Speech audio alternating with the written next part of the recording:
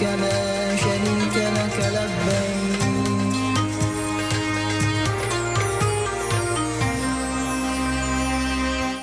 Jemaah haji dari seluruh dunia melaksanakan wukuf Kamis kemarin. Wukuf merupakan rukun haji sehingga harus dikerjakan oleh seluruh jemaah agar hajinya sah.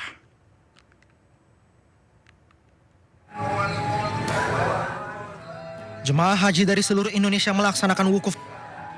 Wukuf merupakan rukun haji sehingga harus dikerjakan oleh seluruh jemaah agar hajinya sah.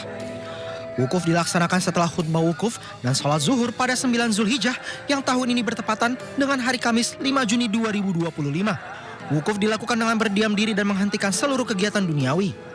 Setelah mengikuti proses wukuf, jemaah haji Indonesia secara bertahap akan diberangkatkan ke Musdalifah. Jemaat yang mengikuti program murur mabit dengan cara melintas di Musdalifah, mereka tidak turun dari bus dan langsung menuju Mina. Sementara jemaah non-murur turun dan mabit di Musdalifah. Jemaah yang mabit di Musdalifah diberangkatkan secara bertahap ke Mina setelah pertengahan malam.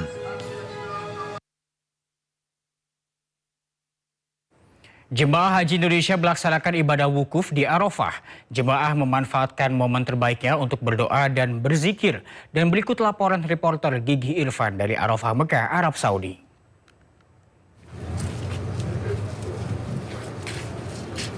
Pemirsa, saya sedang berada di tenda misi haji dari pemerintah Indonesia. Masa puncak haji dimulai hari ini 9 Zulhijjah 1446 Hijriah atau bertepatan dengan 5 Juni 2025. Ribuan jemaah calon haji dari tanah air pun telah menempati tendanya. Masing-masing yang akan menjalani ibadah wukuf. Seperti diketahui, wukuf Arafah merupakan inti dari ibadah haji sesuai dengan hadis Nabi, Al-Hajju Arafah. Haji adalah Arafah. Rangkaian wukuf di Arafah sendiri akan dimulai pada waktu zawal atau tergelincirnya matahari atau masuk waktu zuhur sekitar pukul 12.20 waktu Arab Saudi. Rangkaian wukuf akan diawali dengan khutbah wukuf, sholat jamaah qashar, zuhur dan asar serta zikir dan berdoa.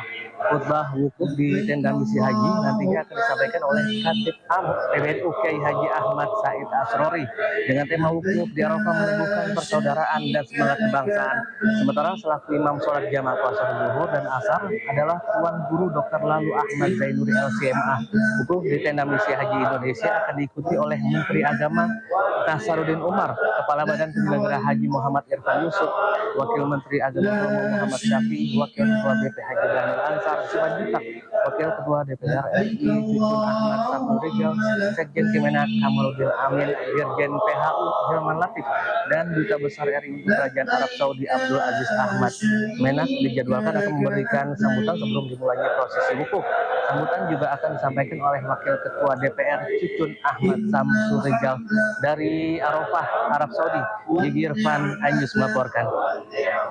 Saat wukuf di Padang Arafah, sebagian jemaah haji menyempatkan berkunjung ke Jabal Rahmah atau Bukit Kasih Sayang. Usai sholat subuh, ribuan jemaah memadati kawasan Jabal Rahmah. Meski tempat ini bukan bagian dari rukun maupun wajib haji, antusiasme umat untuk mendakinya tetap tinggi. Banyak yang percaya berdoa di sini menjadi lebih mustajab. Jabal Rahmah atau Bukit Kasih Sayang adalah tempat bertemunya Nabi Adam dan Hawa setelah diturunkan ke bumi.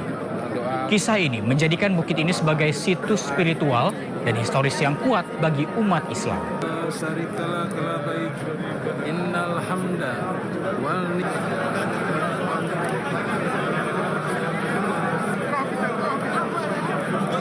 Sementara Menteri Agama Republik Indonesia Nasaruddin Umar mengimbau kepada jemaah untuk tidak pergi ke Jabal Rahmah saat puncak haji. Jabal Rahmah kerap menjadi destinasi jemaah haji Indonesia saat menjalani wukuf di Arafah. Jabal Rahmah merupakan bukit yang letaknya sekitar 20 km dari Mekah dan terdapat monumen yang menjadi penanda pertemuan Nabi Adam dan Hawa. Jabal Rahmah sering dikunjungi jemaah haji dari berbagai dunia tiap kali wukuf di Arafah. Namun untuk tahun ini jemaah diimbau untuk tidak datang ke Jabal Rahmah untuk menghindari cuaca ekstrim yang diprediksi mencapai 50 derajat Celcius. Selain itu juga untuk meminimalisir ketersesatan jamaah karena begitu luasnya Jabal Rahmah. Sudah ada ketentuan dari pemerintah Saudi Arabia, antara jam 10 sampai jam 4 sore tidak boleh keluar-keluar kemah, ya apalagi pergi ke Jabal Rahmat ya kan. Dulu kan jemaah kita itu suka ke kunjungi keluarganya ya, suka berkunjung ke gunung, bahkan mungkin juga pergi ke ada juga tempat belanjaan. Nah sekarang ini didisiplinkan oleh pemerintah Saudi Arabia agar jangan pindah, pokoknya jangan banyak keluar lah. Banyak polisi yang mengawasi jemaah karena menghindari kehilangan, ketersesatan jemaah. Kan di sini kan lebih dari 3 jutaan manusia.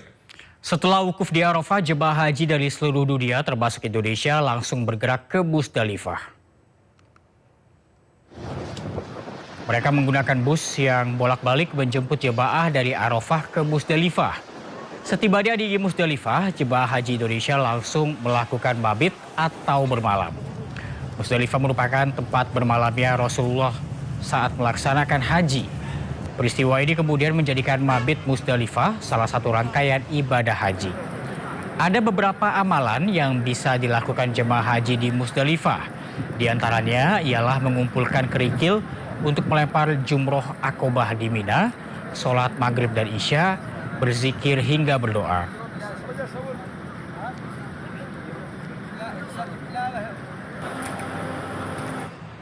Namun tidak semua jemaah haji bergerak ke Musdalifah setelah wukuf di Arafah.